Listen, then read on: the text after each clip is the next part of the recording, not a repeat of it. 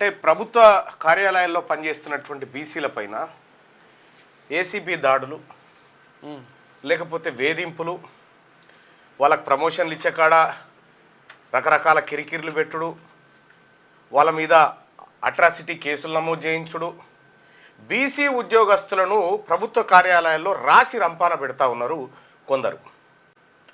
So కాబట్టి Telangana Rajyadhikara party ఒక కీలకమైనటువంటి నిర్ణయం తీసుకుంది. బీసీ ఉద్యోగస్తులారా, నేనే కల్లార చూసిన ఒక ఎక్స్ తహసీల్దార్ గారు నా ఆఫీస్కి వచ్చి గతంలో కూడా చెప్పిన, ఆయన తహసీల్దార్గా ఉన్నాడు, ఆయన కింద నాయబ్ తహసీల్దార్గా ఒక రెడ్డి ఆయన ఉన్నాడు.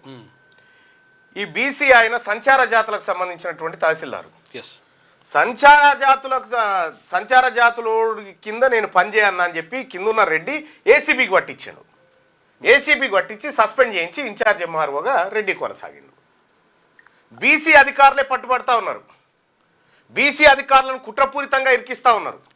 కాబట్టి మా బీసీ ఉద్యోగస్తులను ప్రొటెక్ట్ చేసుకోవడానికి, మా బీసీ ఉద్యోగస్తుల పక్షాన నిలబడి వాళ్ళ వాదాన్ని గెలిపించడానికి, వాళ్ళకు రక్షణ కవచంగా ఉండడం కోసం బీసీ గవర్నమెంట్ ఎంప్లాయీస్ ఎవరైతే ఉన్నారో బీసీ ఎంప్లాయీస్ ప్రొటెక్షన్ సెల్ని ప్రారంభిస్తూ ఉన్నాం. బీసీ ప్రభుత్వ ఉద్యోగుల పాలిట అభయ కవచంగా దీన్ని తీసుకొస్తా ఉన్నాం. బీసీ ఎంప్లాయీస్ ప్రొటెక్షన్ సెల్ని తెలంగాణ రాజ్యాధికార పార్టీ స్టార్ట్ చేసింది. ఏ వివక్షకైనా వేధింపులకైనా ఇక చెక్కు పెట్టేందుకు ఒక బృహత్తరమైనటువంటి ప్రణాళికను తయారు చేసినాం.